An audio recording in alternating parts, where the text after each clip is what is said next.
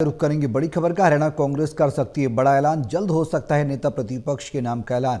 हरियाणा प्रदेश अध्यक्ष के नाम पर भी लगभग मोहर लग चुकी है। 2 पदों पर एक दलित महिला विधायक, एक ओबीसी चेहरे को दे सकती है कांग्रेस कमान।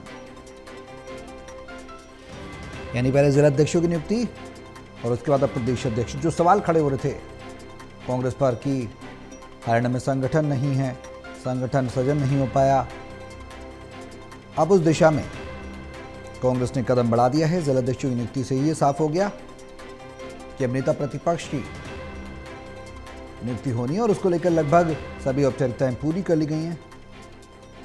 अब हरियाणा कांग्रेस कभी भी बड़ा ऐलान कर सकती है। जल्द ही नेता प्रतिपक्ष के नाम का ऐलान हो सकता है, सामने आ सकता है।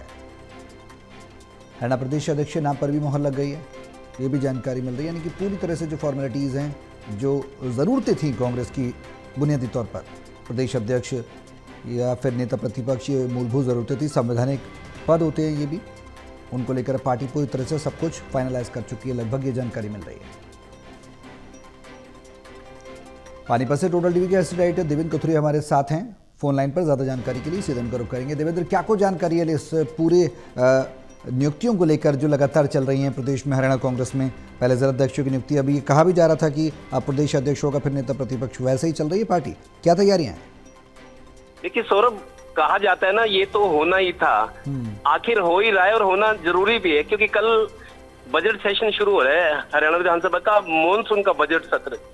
क्योंकि इस सेशन में जिस तरीके से विपक्ष मुद्दे उठा रहा है, लॉ एंड ऑर्डर का मसला है, युवाओं की नौकरियों का है, किसानों का मसला है कि खाद नहीं मिली, बहुत सारी चीजें जिससे जिन मुद्दों को विपक्ष ने धारदार बनाया है वो मुद्दे उठने की उम्मीद है।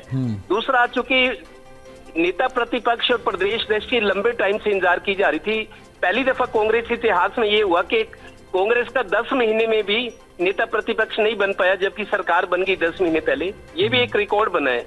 लिहाजा अब ये संभावना जताई जा रही है कि आज या क्योंकि कल तो सेशन ही शुरू है, आज मेरे को लगता है ऐलान हो सकता है नेता प्रतिपक्ष का और प्रदेश दोनों का ऐलान इकट्ठा हो सकता है।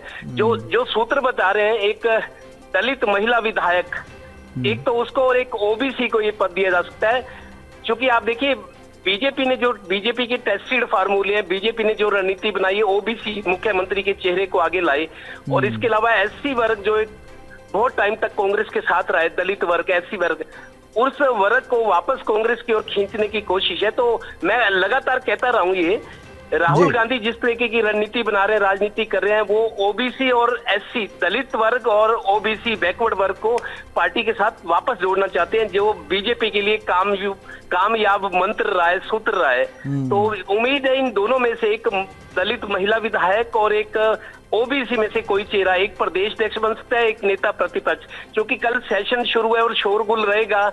मुख्य विपक्षी पार्टी कांग्रेस है, मुद्दों को, जनहित के मुद्दों को मजबूती से उठाना है, तो इसलिए मजबूत नेता की भी दरकार है कांग्रेस को। तो मेरे को लगता है वो महिला, ये अंदाजा है, मैं अपना बता रहा हूँ, गीता भुक्कल हो सकती है, जो कई बार की विधायक है।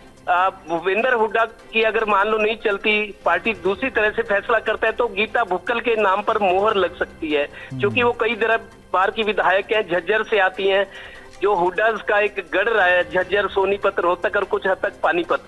तो ये अभी तक सूचना आ रही है कि दलित महिला विधायक और एक ओबीसी को दोनों एक पद दिया जा सकता है, ताकि इस वर्ग को कांग्रेस से जोड़ा जा सके। और इस वर्ग की बहुत ज्यादा, ओबीसी की आप देखिए, एससी की 20% वोट है हरियाणा में, और ओबीसी की 30% है, 50% ये दो वर्ग है, बाकी वर्ग को अलग छोड़ दो। और बीजेपी की तीसरी बार सरकार बनने का एक बड़ा कारण भी ये रहा है कि ओबीसी चेहरे को मुख्यमंत्री बनाया गया, मनोहर लाल को रिप्लेस करके, और जो एससी है, दलित वर्ग, उनको भी बीजेपी ने जोड़ा है, पद दिए हैं उनको और फायदे दिए गए हैं, स्कीमें चल रही है उनके लिए। तो मेरे को लगता है ये दोनों वर्ग, ओबीसी और एससी वर्ग, जो दलित वर्ग है, इसको कांग्रेस एक पद देकर मेरे को लगता है उनको आकर्षित करने की कोशिश करेगी। चलिए, बहुत शुक्रिया देवेंद्र। देखना होगा क्या कुछ तैयारियां कांग्रेस की रहती हैं, नेता प्रतिपक्ष के तौर पर कौन आता है, और फिर बात की जाए प्रदेश अध्यक्ष के तौर पर किसका नाम पार्टी प्रोजेक्ट करती है। जल्दी इसका ऐलान पार्टी कर सकती है, ऐसी जानकारी मिल रही है।